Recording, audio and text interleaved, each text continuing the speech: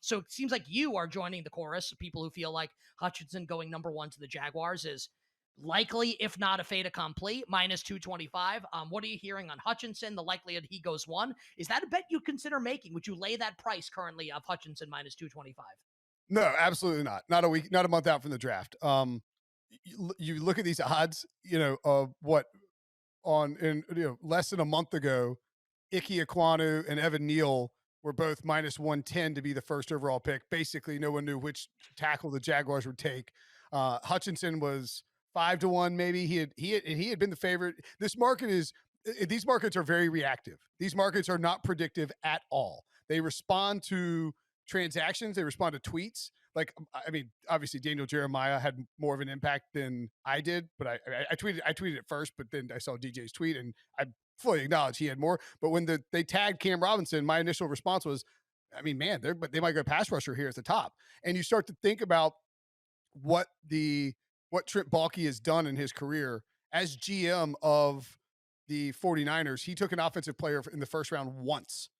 You look at Doug Peterson and how that team won. Yes, of course they had these great athletic offensive It's linemen. AJ Jenkins, right?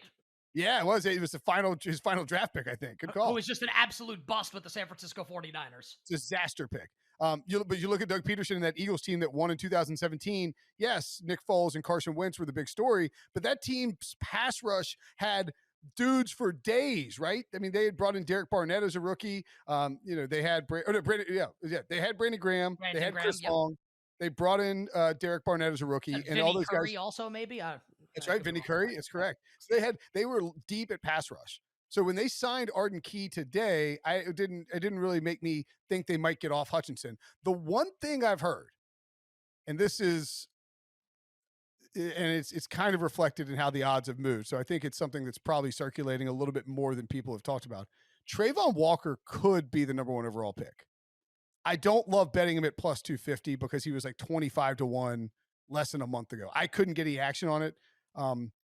I think I think if you were going to invest in this number one overall pick, the two paths you could take would be to put something on Trayvon Walker and hope that buzz picks up and he gets down to around even money and you get a decent value on it.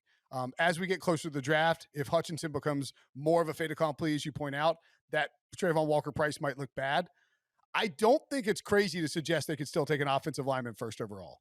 And so at 12-1, it might be worth sprinkling a little bit on Ike Ekwonu and Evan Neal because, like Cam Robinson's a fine offensive lineman. They might He's sign him to okay.